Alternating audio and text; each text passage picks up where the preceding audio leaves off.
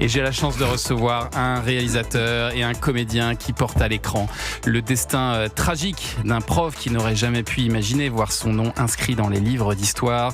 Bonjour Vincent Garinck. Bonjour. Et bonjour Antoine Reinhardt. Bonjour. Merci d'être là ce matin pour parler de ce film important, L'Abandon, que vous avez réalisé, Vincent, et dans lequel Antoine Reinhardt, vous incarnez Samuel Paty, ce professeur d'histoire assassiné le 16 octobre 2020.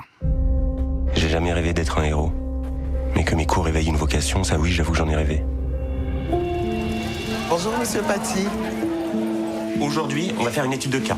Liberté d'expression, liberté de la presse. Ça vous dit quelque chose? C'est Charlie Hebdo? Exactement. Je viens de revoir la vidéo, les vues arrêtent pas d'augmenter. Elle est mensongère, elle donne clairement le nom du collège et de Monsieur Paty. Il faut la faire supprimer. Faut pas prendre ça à la légère. Faudrait que vous rédigiez un rapport et alerter le service de défense et de sécurité. Ça s'est pas passé comme ça. Bachira, elle a menti. On est complètement derrière vous. Tous les jours, je reçois des coups de fil de menaces à la loge. Vu le contexte, tu nous mets tous en danger. Je peux quand même dire quelque chose parce que visiblement ça tourne à mon procès. Je pense que ce serait bon de faire un bloc autour de lui. S'ils ont un couteau, je fais quoi? Bon, il n'y a aucune raison de paniquer.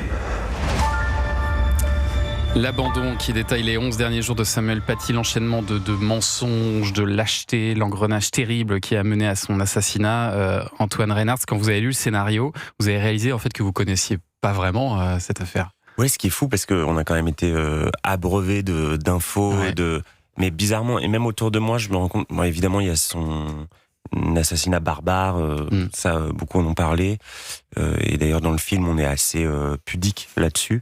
Oui, il n'y a pas du tout d'image là-dessus, non. il faut le dire, hein, parce que c'est un oui. film qu'on peut aller voir aussi avec des collégiens, avec des lycéens. Bah, c'est un peu le but, parce qu'il y a quand même des collégiens qui sont impliqués dans ce meurtre, donc le but c'était que des gens que des collégiens puissent voir le film. Mais c'est vrai qu'en fait, autour de moi, j'ai beaucoup de souvenirs de discussions autour de son cours, de la pertinence, de la façon dont il s'était comporté, ce qui est assez dingue, alors même que, quand on voit le film, on se dit, mais c'est fou que le débat se soit concentré là-dessus, et non pas sur tout le reste. Oui, alors qu'on voit aussi toutes les précautions finalement qu'il prend, ce professeur, pour justement choquer personne, pour faire en sorte que ça se passe bien, qu'il puisse faire son cours dans de bonnes conditions, et puis tout a finalement dérapé. Quelle est la part de fiction dans ce film, Vincent Garinck ? Minimal. C'est ce que je fais un peu sur tous mes films. Alors pour celui-ci, encore plus. Vraiment, au fil du développement du scénario, on est allé vraiment toujours dans une direction d'essayer d'être au plus proche de ce qui s'était passé, d'essayer de retrouver la trace vraiment les causalités, les liens de causalité. On a vraiment, c'est un travail de journaliste, d'historien, je sais pas, mais vraiment. Il faut expliquer que vous venez du documentaire en plus vous-même au départ. Oui, mais et puis j'ai toujours senti que quand on faisait un travail comme ça, on arrivait à faire du cinéma et à faire un cinéma où l'émotion que le spectateur ressent est vraiment authentique. C'est pas fabriqué, quoi. Pour rappel, pour ceux qui ont un peu oublié, hein, le point de départ, c'est donc un cours sur la liberté d'expression dans lequel Samuel Paty a voulu montrer à ses élèves les caricatures de Charlie Hebdo. Il propose à ceux qui souhaitent de fermer les yeux ou de sortir de classe s'ils ont peur d'être heurtés à la vue de ces caricatures du prophète Mahomet. Et ce qui va faire en fait complètement dérailler cette histoire, c'est le mensonge. Le mensonge d'une élève à ses parents, une élève qui n'était même pas présente ce jour-là en classe, hein, il faut le rappeler.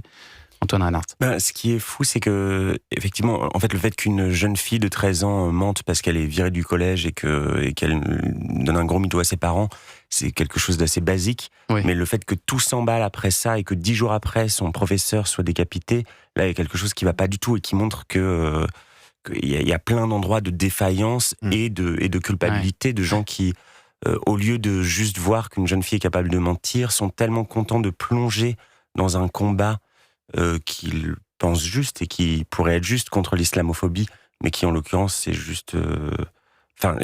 ils sont même pas capables de voir la vérité alors qu'on ne cesse de leur dire je crois que ça s'est pas tout à fait passé comme ça. Ouais.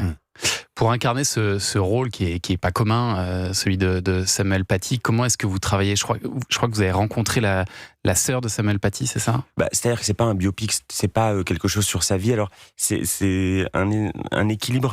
C'est-à-dire qu'à la fois, tout le monde a l'image de Samuel Paty, donc on essaye de l'approcher un petit peu physiquement. Tout le monde a une photo en tête, oui, c'est ça. Mais seulement une photo. Mais il n'y a rien d'autre. Ouais. Donc en fait, comme il n'y a pas la voix, on ne sait pas comment il parle.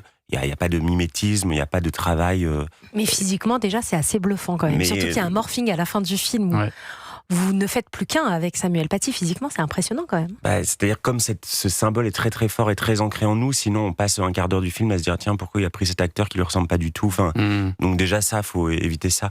Et ensuite, c'est vrai que j'avais besoin de connaître à fond. Donc Vincent m'avait donné énormément de documentation sur les 11 jours, sur le procès, les enquêtes, pour pouvoir être prêt à tout. Parce que moi aussi, j'étais dans une recherche de vérité la plus juste, même de vérité du sentiment. Après, j'ai toujours peur un peu des conventions au cinéma, à ce moment-là, ce type de... Je sais pas, par exemple, dans 120 battements par minute, il y a un moment où la mère du héros apprend sa mort. Ça fait des mois qu'il est malade et elle dit « Ah, déjà ?» Et en fait, il y a plusieurs personnes qui avaient dit « Mais c'est trop bizarre, normalement, t'apprends la mort de ton fils, tu pleures. » Et en fait, non, pas à ce moment-là. C'était une scène qui avait réellement existé, dont se souvenait le réalisateur. Et en fait, non, il y a des endroits d'émotion et de sentiments qui sont encore plus justes que les conventions qu'on a dans l'esprit. Et je ne sais pas si vous le sentez comme ça, mais moi, ce qui m'a surpris dans ce film, c'est que Samuel Paty, il paraît, en tout cas dans le film, il paraît assez doux, un peu réservé même par moments, fragilisé évidemment par la situation, et ça c'est bien normal, et en même temps il est très solide sur ses principes. Il y a une espèce d'ambivalence comme ça, où comme quand la directrice elle lui propose de se mettre en retrait, il refuse, pour lui c'est un principe. C'est comme ça que vous l'avez ressenti, c'est comme ça que vous vouliez le faire, ou c'est ce qu'on vous a dit de lui, Vincent Garin?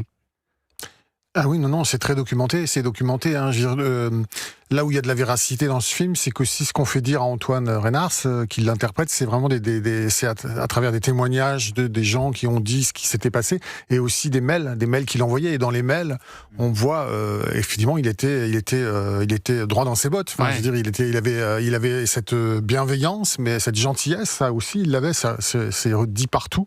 Mais il avait aussi des principes. Il était vraiment courageux.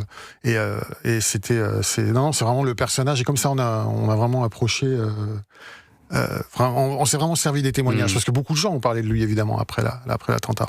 Et puis c'est surtout un homme très seul, d'où le titre de votre film, L'Abandon. On va continuer à en parler dans un instant, et puis on va dresser votre portrait sonore à tous les deux. On revient tout de suite sur Europe 1.